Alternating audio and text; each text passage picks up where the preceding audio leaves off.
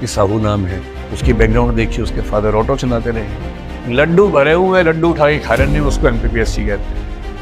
IAS का exam मुश्किल नहीं यदि आप सामान्य बुद्धिमत्ता के स्तर पे हैं और मेहनत करने को तैयार। आप बोलना, मैं अटल बिहारी महाविद्यालय से BA करके आई हूँ। हाँ सर। और अटल बिहारी जी ने भी BA ही किया था। जब देश का प्रधानमंत्री बिना BTech MTech की इतना देश संभाल सकता है तो मैं जिला नहीं संभाल सकती? कोई आपको डराए ना कि मैंने MTech किया है, अब बोलो बधाई हो।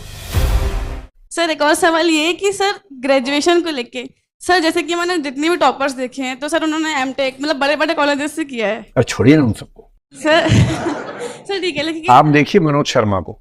जी सर।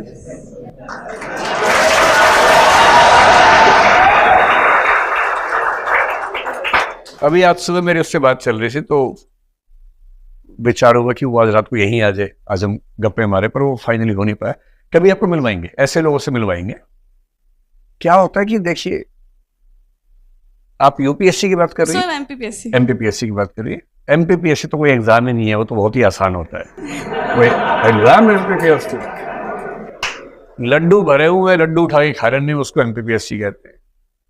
एग्जाम तो UPSC होता है, MPPSC तो बहुत आसान है, मतलब बहुत आसान। विश्वास कीजिए मेरी बात पर, मैं मजाक नहीं कर रहा हूँ। अगर MPPSC में स्ट्रगल है तो इसका सिर्फ इतना मतलब है कि आप सही डायरेक्शन, सही रणनीति के साथ मेहनत नहीं कर पा रहे। वरना स्टेट्स के एग्जाम सेंटर से काफी आसान होते हैं और स्टेट्स में भी MPPSC कई राज्यों से आसान एग्जाम है। मेरा कई राज्यों में ठीक ठाक दखल रहता है परीक्षा पद्धतियों को समझने में, तो मैं बहुत सोच समझ के बात कह रहा हूँ। तो जैसे मनोज का, तो IAS की बात मैं कर रहा हूँ भी। आपने कहा कि किसी का MTech है, किसी का BTech है, कोई IIT से है, ठीक है, वो लोग भी हैं। सिविल सर्विसेज की यही तो ब्यूटी है, सिविल सर्विसेज में हर फील्ड के लोग आ सकते हैं। और कितनी भी कोशिश कर लीजिए, ये बात सही है कि इंजीनियर्स की भूमिका या उनकी मात्रा इन एग्जाम्स में ज्यादा है, और इसकी वजह बड़ी शर्म सी है। इसमें ये नहीं सोचने की भेदभाव हो गया है, वरना हम लोग तुरंत आरोप लगाए थे कि भेदभाव हो गया है क्योंकि इंजीनियर ज्यादा है। इसके पीछे का तर्क भी तो है।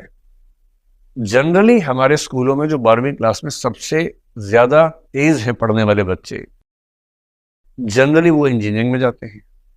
यही तो होता है।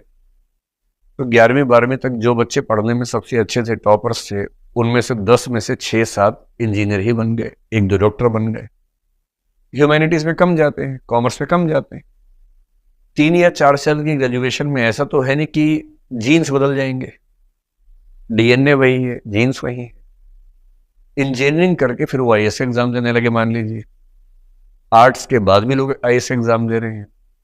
पर क्योंकि पहले जो स्कूल में सबसे ज्यादा पढ़ने वाले बच्चे थे इंजीनियर बन गए थे, वो अब भी पढ़ रहे हैं। इंजीनियर टॉप कर गए ऐसा नहीं है। दरअसल वो बच्चे जो स्कूल लाइफ से ही बहुत पढ़ रहे थे, जो संयोग से इंजीनियर भी बने बीच में, वो टॉप कर गए क्योंकि वो बचपन से टॉप कर रहे थे। तो ये इतनी आश्चर्य की बात नहीं।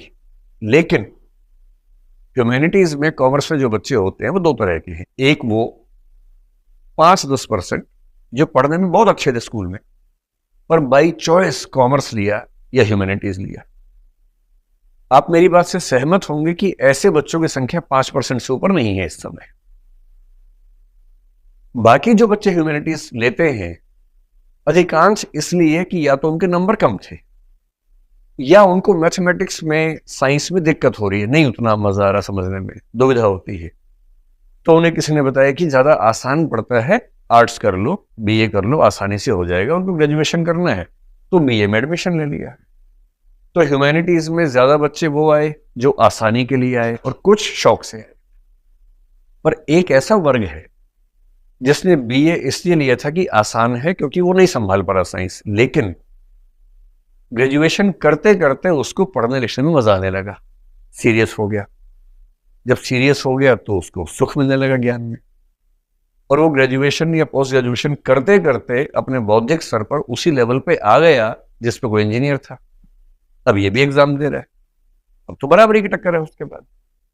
और मैं हर साल देखता हूं कि बहुत सारे ऐसे लोग सिलेक्ट हो रहे हैं जो शुद्ध ह्यूमैनिटीज के हैं, सिंपल BA किया हुआ है, कोई ऐसी ठोस बैकग्राउंड नहीं है।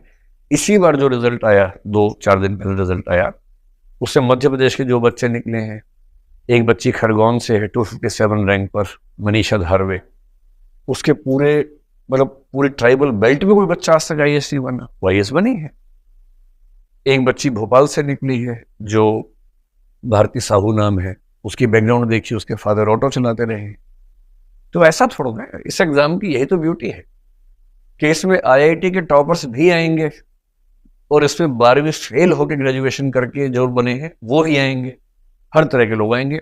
असली बात सिर्फ इतनी है कि एग्जाम के लिए आपने कितनी ईमानदारी से मेहनत की, और यदि वो आपने 1.5-2 साल 2.5 साल ठीक से ताकत लगाई है, अपनी स्ट्रेटजी के साथ लगाई है, तो ये एग्जाम ऐसा नहीं है कि ना हो। मैं बहुत खुल के ये बात कह रहा हूँ, इसलिए नहीं कि आप मोटिवेट होकर इस एग्जाम की तैयारी करें, आप तो पहले से कर ही रही हैं।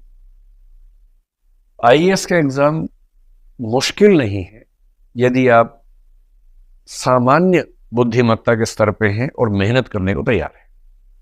और MPPSC का एग्जाम IAS की तुलना में बेहद आसान है, बशर्ते स्ट्रेटजी ठीक हो, मुश्किल नहीं। और ये मैं बहुत होशो हवास में कह रहा हूँ, मुझे ये कहने में जरा से भी दुविधा नहीं, ठीक है। तो IIT वाला कोई मिले कि मैंने तो IIT से B.Tech किया, M.Tech किया, तुमने क्या किया? सर मैंने तो सर ये अटल बिहारी कॉलेज है सर, यहीं पास पे ही है सर, हाँ। वहां से डिग्री करी है। आप बोलना मैं अटल बिहारी महाविद्यालय से BA करके आई हूँ, हाँ सर। और अटल बिहारी जी ने भी BA ही किया था और वो पूरा देश संभाल रहे थे, जी सर। और मैं उस देश में रहती हूँ। और सीधी सी बात है, जब देश का प्रधानमंत्री बिना B.Tech M.Tech की इतना देश संभाल सकता है, तो मैं जिला नहीं संभाल सकती? जी सर। ऐसी कौन सी खास बात है? तो डरना नहीं है किसी से, खौफ में तो रहना ही नहीं। कोई आपको डराए ना कि मैंने M.Tech किया है, अब बोलो बधाई हो, मैंने MA किया है, तो क्या फर्क पड़ता है? जी सर। है ना, डरना नहीं, मस्त रहना है। चलिए।